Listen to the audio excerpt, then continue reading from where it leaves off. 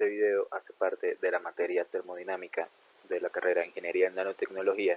Trataremos el tema de combustión y será presentado por José Manuel Gómez Escobar, Omar David Anaya y Rodrigo Hipólito.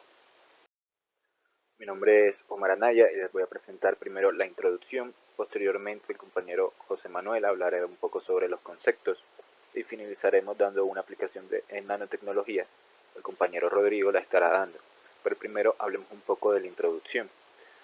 ¿Qué es la combustión? La combustión es una reacción química en la cual se oxida un combustible y se libera una gran cantidad de energía. Dentro de los oxidantes más empleados, pues es el aire, es el que más se utiliza, ya que es gratis y pues obviamente esto hace que sea muy sencillo de obtener. En aplicaciones un poco más especializadas se tiende a utilizar oxígeno puro. Durante la combustión, el nitrógeno se comporta como un gas inerte, es decir, este no reacciona. Su presencia influye mucho en el resultado de un proceso de combustión. Entra en grandes cantidades a temperaturas bajas y sale a temperaturas altas absorbiendo gran parte de la energía química liberada.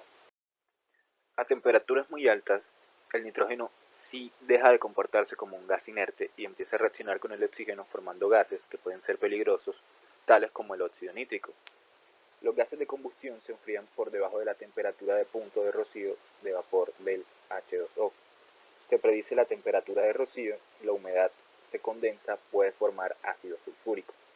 Otro aspecto importante a mirar es que la humedad del aire se puede tratar como un gas inerte, aunque a temperaturas muy altas nuevamente una parte de este gas inerte se va a descomponer.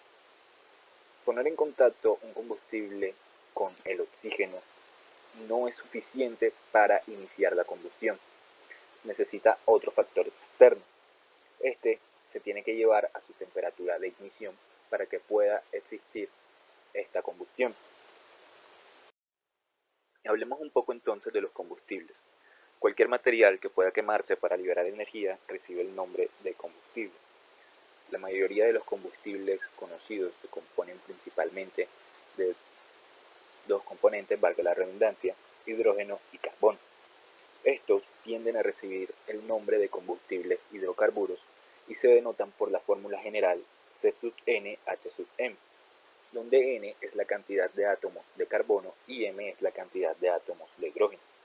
La mayor parte de los combustibles hidrocarburos líquidos son una mezcla de numerosos hidrocarburos y se obtienen del petróleo crudo mediante un proceso de destilación que no será explicado en este video. Los hidrocarburos más volátiles se vaporizan primero, formando lo que se conoce como gasolina. Los combustibles volátiles que se obtienen durante la destilación son el queroseno, el diésel y el combustóleo. Tengamos en cuenta que los combustibles como la gasolina o el diésel tienden a ser utilizados en muchos automóviles que vemos todos los días. En esta tabla tenemos la comparación de algunos combustibles alternativos contra los combustibles tradicionales que son basados en petróleo usados en la industria del transporte. Primero tenemos el combustible, de un lado tenemos el contenido energético que tiene y tenemos una equivalencia en gasolina litro por litro. Primero que nada tenemos la gasolina que tiene un contenido energético de 31,850.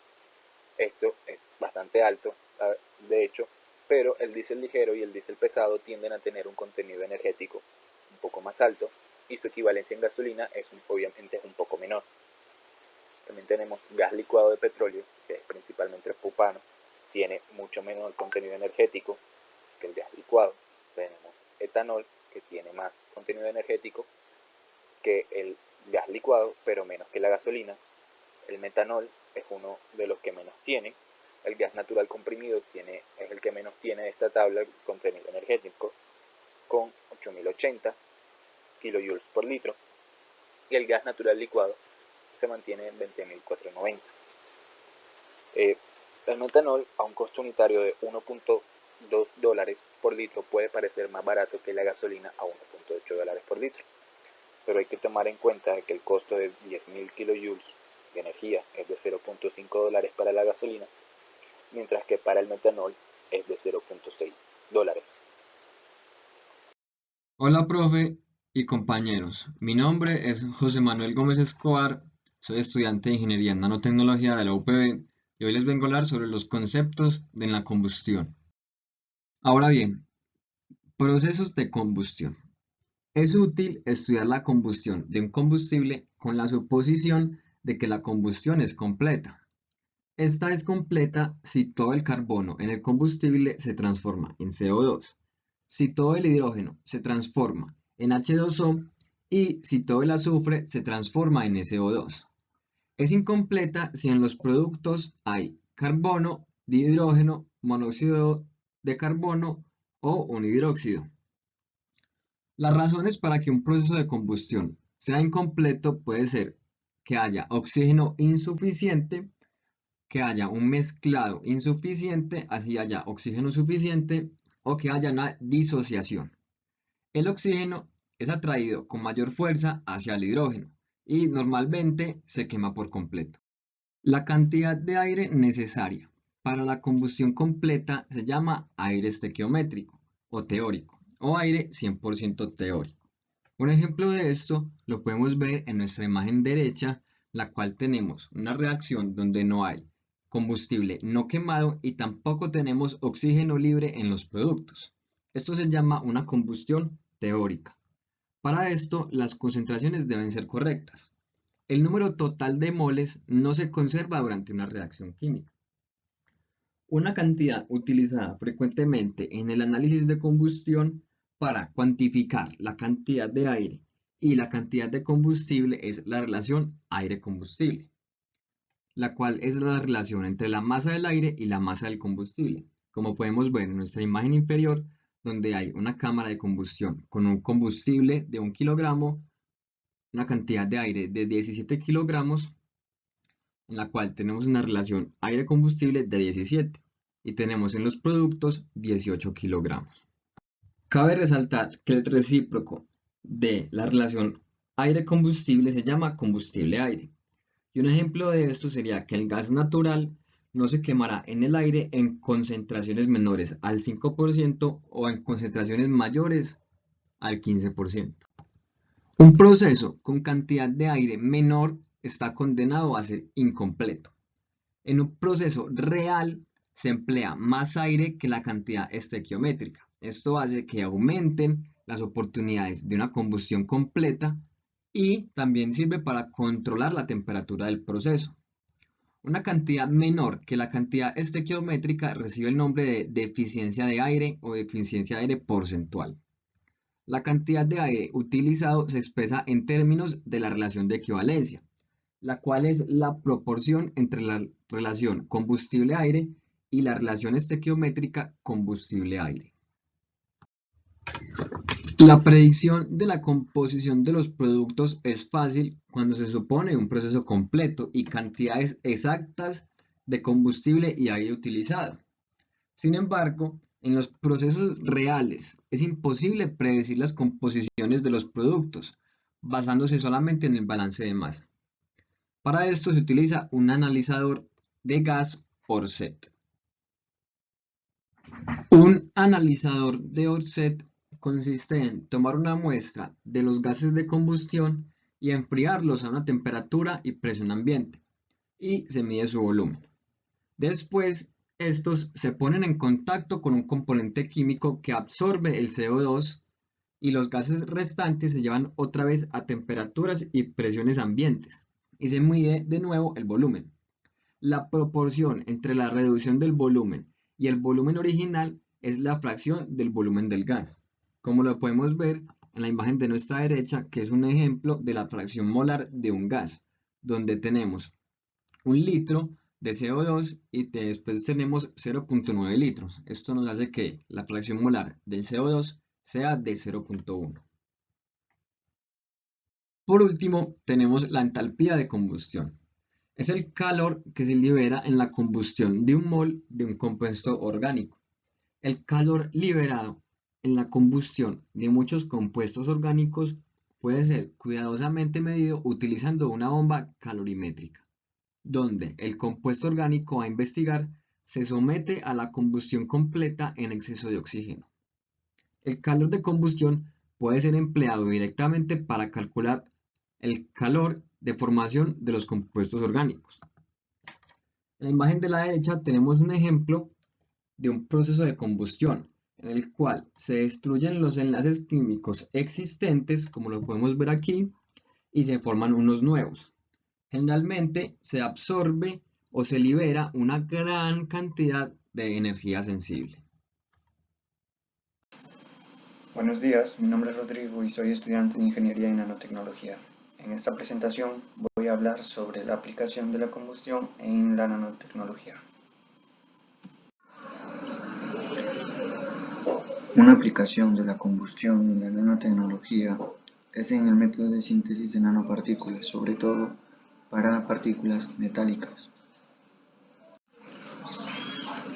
En esta investigación se prepararon nanopartículas de óxidos de zinc utilizando el método de combustión asociado con la miel y la orina de vaca, estos últimos empleados como combustibles.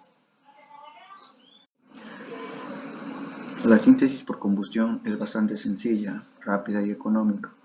Esta técnica está basada en una reacción de combustión autosostenida entre un combustible y un oxidante, que típicamente involucra un precursor metálico en forma de nitrato. La reacción autosostenida convierte la mezcla en polvos finos con alto grado de cristalinidad y con la composición deseada. Entre las ventajas de esta técnica, la composición, estructura, homogeneidad, estequiometría de los productos puede ser controlada y también asegura la formación de productos de alta pureza. En este estudio, el método de síntesis consistió en utilizar la miel y la orina de vaca como materias primas, disolviendo 0.5 moles de nitrato de zinc en 50 mililitros de agua destilada. Estas soluciones se mezclaron con 50 mililitros de miel pura, que se utilizó como combustible natural, que actúa como agente quelante. Esta solución se mezcló durante 1 hora. Luego, usando un agitador magnético, la solución mezclada se agitó adicionalmente con calentamiento a 100 grados centígrados, hasta obtener el polvo final. Por último, se realizó el mismo proceso, pero en lugar de miel se usó orina de vaca. Una vez obtenidas las nanopartículas, se analizó su tamaño cristalino, su estructura, su morfología, la banda prohibida y sus propiedades térmicas. Estas caracterizaciones enfocadas en la aplicación para la cual se destinan estas nanopartículas. Como conclusión, la miel y la orina de vaca jugaron un papel crucial en el proceso de combustión como agentes quelantes y gelificantes. Las imágenes mostraron formaciones hexagonales y de hojas. Por otro lado, las nanopartículas de óxido de zinc asistidos por miel muestran mayor potencial Z y estabilidad térmica. Finalmente, se piensa que este proceso de combustión asistida por combustible natural se puede usar para la síntesis de muchas otras nanopartículas de óxidos metálicos.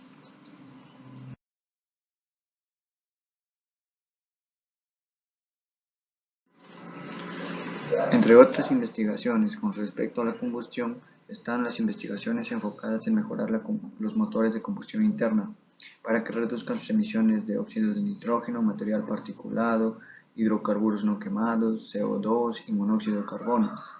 Todo esto para reducir la contaminación ambiental. Por tal motivo, la próxima generación de motores de combustión interna necesitan una reducción del consumo de combustibles o encontrar combustibles alternativos. De estos, el primero se basa en el aumento de la eficiencia del motor. Asimismo, otro de los grandes retos de la combustión en las industrias es optimizar la combustión para reducir el consumo de combustible, más que todo en hornos y calderas industriales.